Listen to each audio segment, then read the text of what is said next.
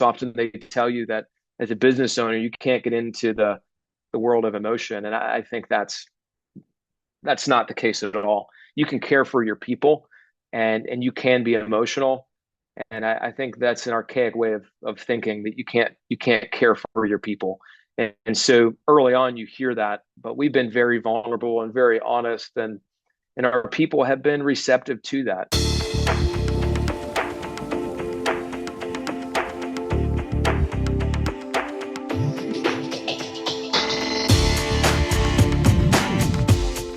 Welcome to the Power of Respect podcast with Charlie Likewise, author of The Power of Respect in Business. Charlie is one of America's foremost authorities on respect and leadership development in family business. And now, here's Charlie. Hello, I'm Charlie Likewise. Welcome to another episode of the Power of Respect podcast. Today we are talking about the power of respect in company culture and human storytelling. My guest today is Jarod Latch. Jarod has worked in broadcasting, media, and digital for over 20 years. In 2011, he took a chance and went all in as a co-founder and chief operating officer of Spiracle Media. Spiracle is a Charlotte-based agency that specializes in delivering powerful, results-driven videos and digital content. They specialize in video storytelling for social media content, large-scale video production, and original content short films. Spiracle Media was recognized in 2020 as an Inc. 5000 company, and in addition, Spiracle has been named one of the best companies to work for in Charlotte for 4 straight years. Jarod graduated from Walsh University with a degree in corporate communication, and he's also a graduate of the Harvard Business School's Management Development Program. Jarod is a native of Johnstown, Pennsylvania, and currently resides in Harrisburg, North Carolina, with his wife, Jacy, and 3 children, Judson, Landon, and Karis. Jarod, welcome. Charlie, thank you so much. Glad to be with you. I noticed, Jarod, in your website, you state that you, quote, strive to maintain a culture where everyone is valued. That statement is very much in line with the concepts and practice of respect that we call the leadership of respect. And that's part of the subject of this kind of a podcast. Perhaps you could describe your culture and tell us a little bit about your core values. Absolutely. A lot of what we look to build from the beginning, there were 3 co-founders originally, not to get too much into that story now, but myself and Tim Bear now currently here, 2 of the 3 that are left. It was really important for us to establish a culture in which people were valued. There was going to be flexibility in lifestyle. We came from the regional TV world and the local television world where those things were very blurry and people weren't respected. They were looked at as just cogs in the wheel that needed to produce a certain amount of content. And so we wanted to create something different that valued people's time. We wanted to pay them well. We just wanted this quality of life. And as we've gone on, we've added to that quality of life in the form of something that I think has been fantastic. And that's this culture of care and a care team that's responsible not only internally to take care of people, but externally and giving back in the community and volunteering and serving together. So that is along the lines of the culture that we have wanted to create. And it is creating an environment where people feel comfortable speaking up when they have a need or when they naturally want to check on one of their coworkers. So we've seen the fruits of that effort. And it certainly takes effort in itself to continue that and maintain it in a certain level of awareness. But that is built on respecting people when they are in these walls and outside of those walls. It seems that the role of respect not only plays, as you described, in terms of treating your own associates and the culture within your company, the concept of you helping people tell their stories also has a role of respect relative to their story and respect for them and their experiences that they're trying to communicate.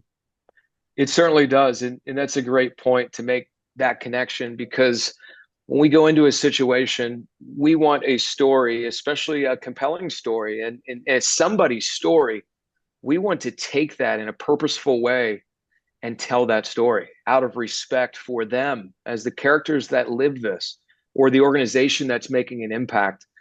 We respect the story greatly, and we want to have that authenticity. We hear that all the time, but we want that to translate from their story to the end viewer and the people that are going to take in the story. And you have to respect it, number one. because with that respect, you have a certain level of investment in it, and you're taking it seriously, and it means you care about it, and all that stuff works well, and it populates within the process then naturally. But yes, that respect is key, in respecting the story and the people that are a part of it and the characters, so that you can then authentically tell it. Yeah, I think that has a very much big meaning to the people who see that, when they can understand and feel the fact that the people in it are real and that they're genuine and that they're helping you with their story, if that's the case. Yeah. So you have an interesting career, sports broadcasting, media production, obviously, etc. Tell me about your journey to a leadership role. Yeah, it's certainly been interesting. I never thought that I would be in a position where I was a business owner. Some of the other things that I had the opportunity to do, and it all started in college. I went away to play baseball at Walsh University and was on a partial academic, partial athletic scholarship, and really was undeclared through my freshman year on what I wanted to do. During my sophomore year, I looked at the elective options and I saw that sports broadcasting was an elective, and I thought, wow, that's pretty cool in itself. And I thought, well, it's probably also pretty easy. That was my thinking for electing that opportunity. But when I went in there and I started to get into the repetition and the opportunity and what the class was all about and the actual broadcasting aspect, I was pretty good at it. And the person that was in charge of it was the radio voice of the university, and he approached me one day and he said, "Hey, would you ever consider doing play by play or being a backup for this local AM station that was carrying the Walsh games?" And I'd never thought about that in my life. Now, my mom would remind me later that playing sports video games, I would announce, essentially sitting there in the beanbag. So I guess inside me, I had this in my subconscious or in the background, but that was the first step. I took on that class. I ended up doing some local radio work. I would end up only being on within the baseball program for a couple years, and sort of pivoted in that broadcast direction. So then I was doing some minor league baseball games at the time with the Akron Arrows. They were the AA affiliate of the Cleveland Indians. I did some radio work in Cleveland as well. And then right out of school, or I should say in the tail end of school, I went to intern in Washington, D.C. And it was a political related but media internship. And I had the opportunity to work at the White House for a couple months and the Capitol. And I just wanted to expose myself to something else in broadcasting. And then as I left, I was just cutting grass at the school to earn a couple dollars, and I was doing the radio stuff. But I had a close family friend and neighbor back home who was in local television in Johnstown, Pennsylvania. And he gave me a call out of the blue and he said, "Hey, I know you have a passion for this broadcasting thing. We have a news reporter opening at the NBC station back in my hometown." He said, "Would you be interested in that?" And again, it was another moment where I didn't expect that at all. I didn't even think about TV, even though I was interested in the radio part of it. So I went back. I worked in my home market for 4 years, got to cover some amazing stuff like a Super Bowl with the Steelers, and sports there in Western PA is fantastic. So I had that opportunity. And then 4 years in, I ended up, my contract was up, was renegotiating. I wasn't making anything at that point, but I tried to get to a certain level, and they said, "We can do it." And they came back and they didn't get there. And so I was going to step away from that business. And Cox Communications owned the station in Charlotte, WSOC TV, which was an ABC affiliate. That's what got me to Charlotte. And so I came to Charlotte to work and continue to work in local television as talent in sports. And I met Tim Bear and also Bill Voth, who was an original co-founder. And we got to talking about ideas. We loved Charlotte. We didn't want to go anywhere. And we thought that we could leverage our relationships with athletes, because social media was still on the upward swing and the curve at that point, that we could help them leverage their voice. They didn't need us as much at the local level unless they wanted to amplify their message, but we weren't essential anymore like we were in the past. And so that's what really got us in and got us started. And a couple years in, we went to all video, and that's where we are now, almost 13 years into the game. But that is the quick summary or medium verse summary of the beginning of my career and how it translated. We wanted to take the skills and the tools that we learned in media and bring them to the business arena. and that's where we are today. No, that's great. And one of the things you talked about learning, obviously, is how you created the culture for your company today. And you mentioned earlier that sometimes in the broadcasting business, it can be rather, I guess I'll throw my word in there, cutthroat relative to how they deal with people. So perhaps you could share some examples of what you saw in terms of when you saw respect work for people and motivate them versus when you saw respect that perhaps was the other side of that learning curve. Again, without mentioning names, of course, but perhaps you could share some of those examples. Sure. I think one example of respect working well were in the relationships that reporters had with different officials, different people within even the sports world that we dealt with, where you could get different scoops and information, and there was a respect that was, breached trust. They're all connected in my mind, and they have to work together.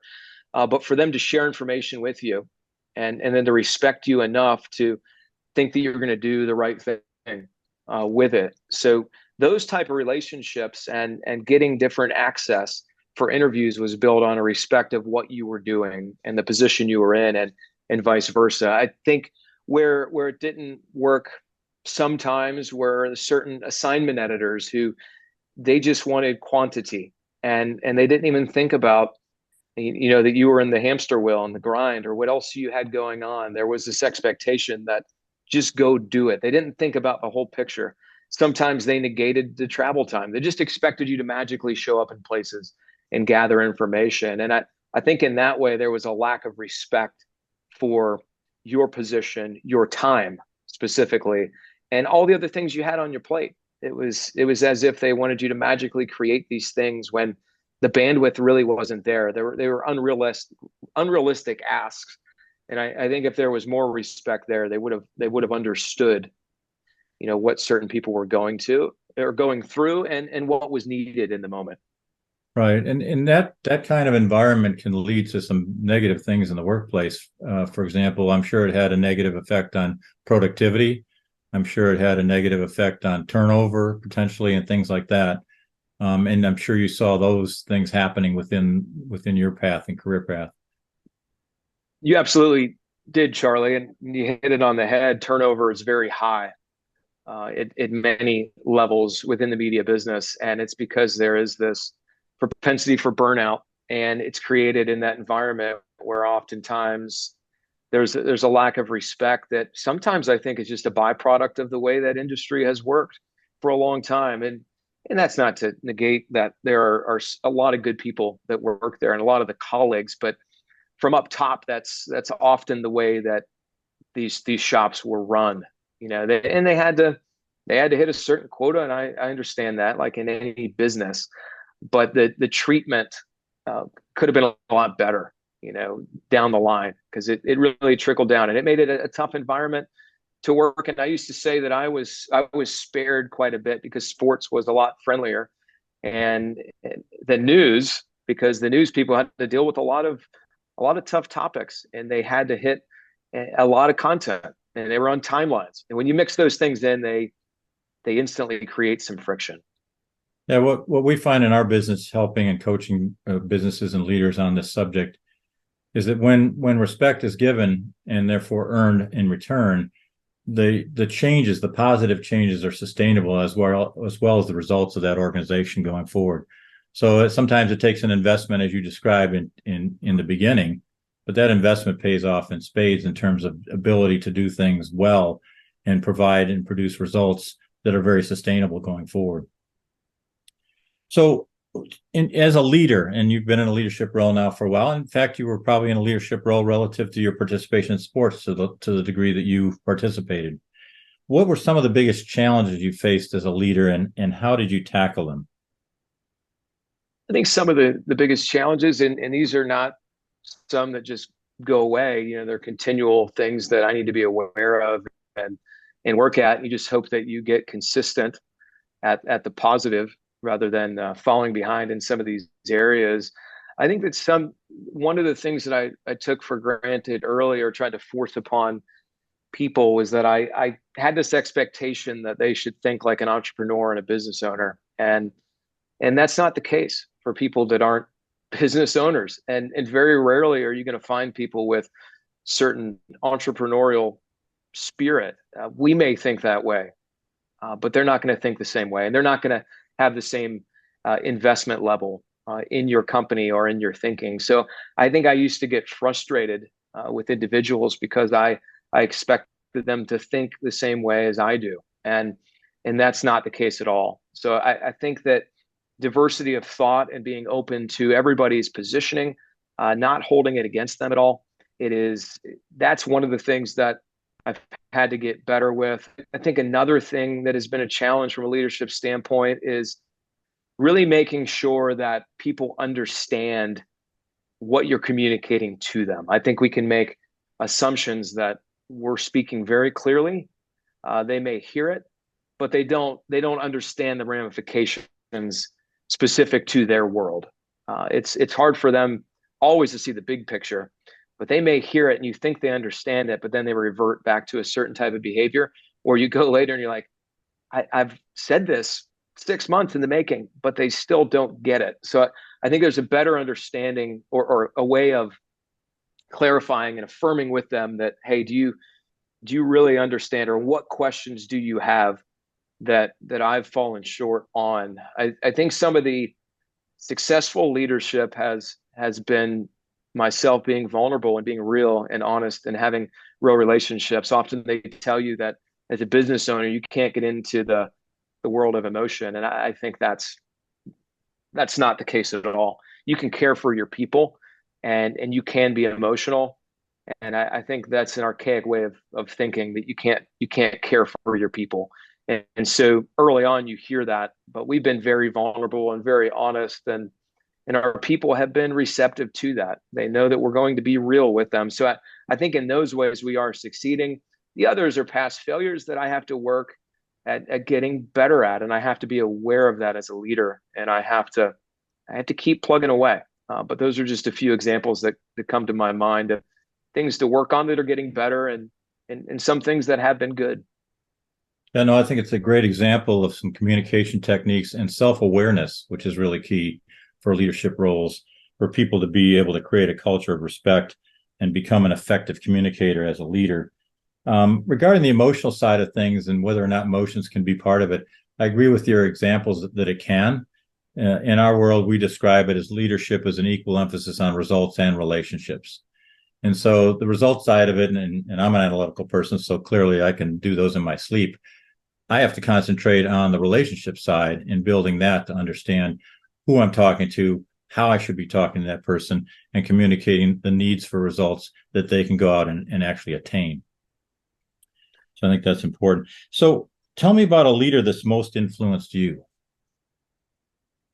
Yeah, I would say that in the leadership category, this really goes back, and as I was thinking about it, it goes back to my grandfather, who was early on. I called him Pap. He was one of my best friends, which might sound odd for a grandparent, but he really was. And my parents were there and everything like that. He was a colonel in the military, and as I sat down and I looked at what not only he accomplished professionally, but it was in his deep care for people. He had a passion for people, and talking to him about his time in the military and serving in World War II and Korea, and he was a tank battalion leader later down the line during the Cold War in Russia. But what it always came back to is, he said, it was all about my men. It was all about my team. It was never about him. And I found that incredible in a position of leadership. And I knew it was real because he never put the emphasis on himself. He always deflected the credit. And I think that's what great leaders do. And that was influential to me, to see just his care for everybody. When he got out of the military after, I think it was at least 30 years of service, that carried over into public service and public works, and where he volunteered and within his family. There was just this deep-seated care. And it didn't matter who the people were, and it didn't matter if there were varying beliefs.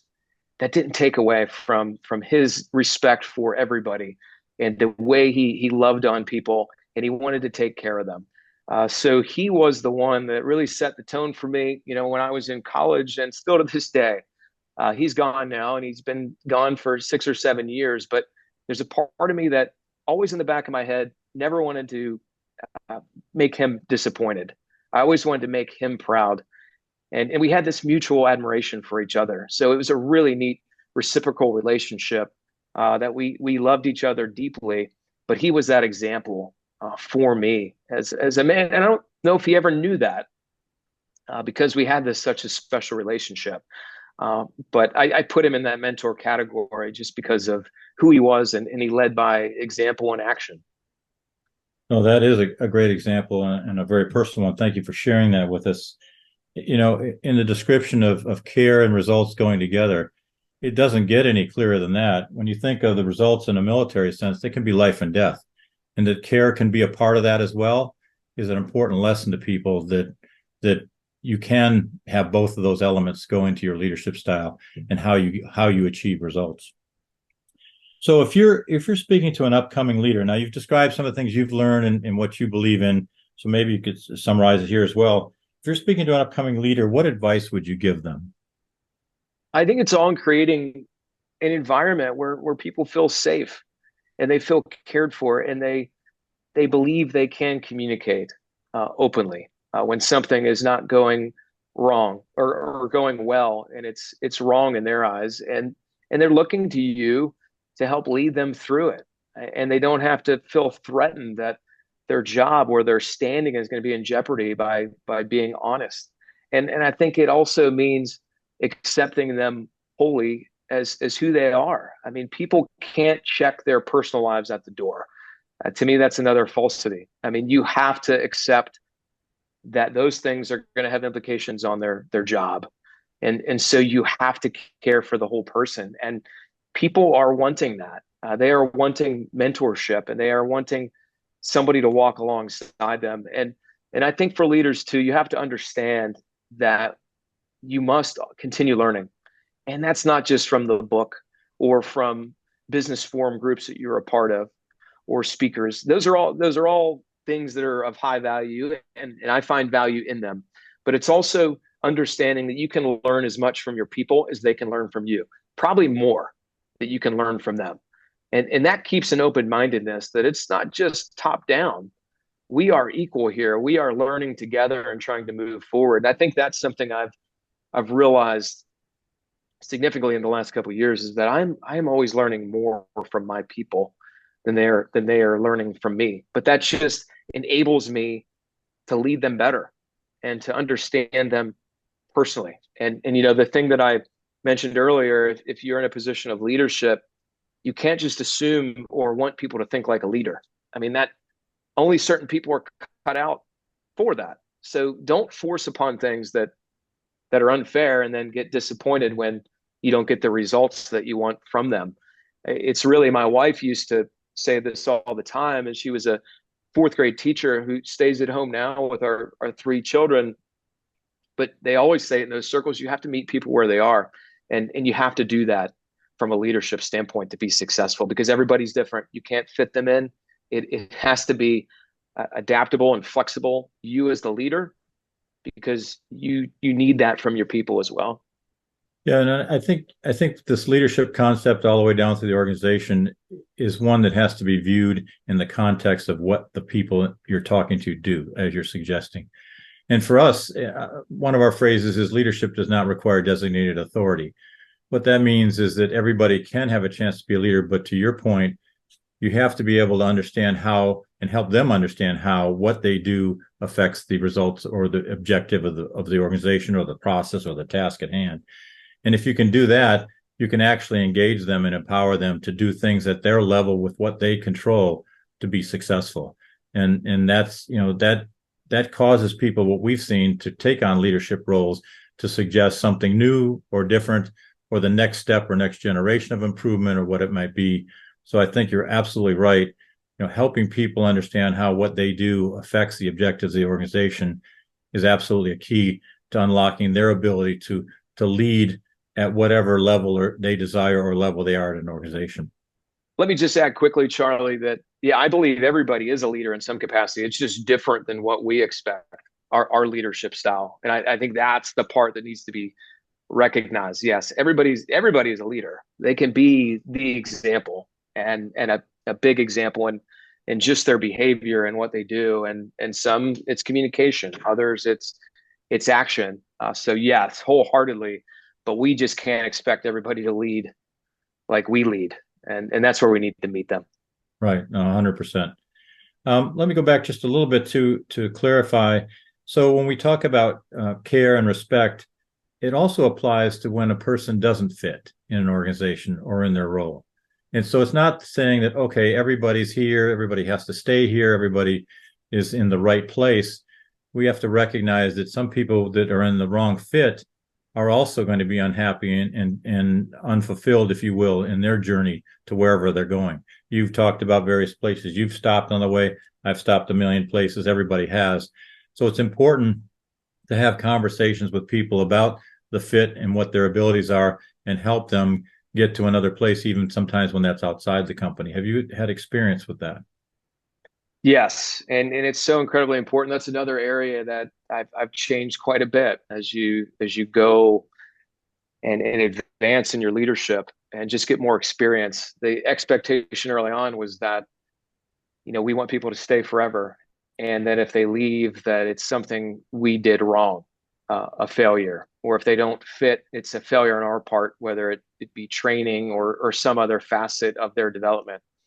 And as you get into the game for a while, you realize that sometimes people don't fit, and we're not a good fit mutually, and that it is indeed disrespect and a disservice to them to keep them around in that capacity. Not only does it disallow them from finding something that they're a better fit, but it can also turn into a treacherous situation culturally, where there's a disjointedness that comes out of leaving them be. So I think once you look at it, and it goes back to Jim Collins, right seats, are they in the right seat? First, yes, we look at that as objectively as possible organizationally and say, okay, is there another role? Is there certain things that they're good at? Do they mix better? Can they bring value elsewhere? And if that's not the case, then there has to be this conversation that we just don't think this is the best fit for either one of us, and that's okay. And I think before I used to think, well, that's not okay because there's a failure somewhere or we got the wrong person. I mean, nothing is 100% certainty, and hiring is tough. You can't gauge, how they're going to come in and perform number one or totally fit in. You can think they're a culture fit, but there's not this exhaustive, plan or where you can drop them into to see. And then over time, people change, companies change, so everything is changing. So sometimes it's just not a fit, and that's okay. And I've looked at that. You've got to have that courtesy to tell them and not hold them back and free them. And I think after the initial sting of those moments, everybody takes a deep breath and they can come back and be like, yeah, that was. I've never had anybody come back and say, "Oh, that was the worst thing ever." That they usually come to realization that it was the best decision. But getting there has not always been easy. But now I don't look at it as a slap in our face if someone doesn't fit, or on the other side that they leave because they realize they're not a good fit. It's just a part of the natural attrition of the business. Now, if you start having 90% of your people turnover, then there's a problem that is then greater than just a couple individuals. But on an individual basis, yeah, that the key is the respect and helping free them so both sides can move on and find something that is better and of more value. No, that's absolutely important. Well, I want to really thank you for your time. I'm sure that your story is going to inspire our listeners to learn and grow further. We have different stories on each of these episodes, and it's so important for you to describe what you've seen, what you've learned, and how you've grown. And I really appreciate your time and sharing that with us today. Well, Charlie, thank you so much. I'm really honored that you had me on as part of this episode, and I do hope that people can take away a few of those nuggets in application and have something resonate with their own story. Great. Thank you. I want to thank Jarod Latch for being with us today, and I especially want to thank you for listening to this episode of The Power of Respect. If you like what you heard today, please consider sharing the podcast and visit our website at expertsinhow.com. A quick reminder, if you'd like to read my book, The Power of Respect in Business, it's available on Amazon. And my latest book, The Power of Legacy and Family Business, will be published soon. Thanks again for listening, and remember, respect builds trust, trust builds relationships, and relationships are the key to leadership. This has been the Power of Respect podcast with Charlie Likewise, author of The Power of Respect in Business. To listen to more episodes and learn more about Charlie's leadership development programs, visit his website, expertsinhow.com.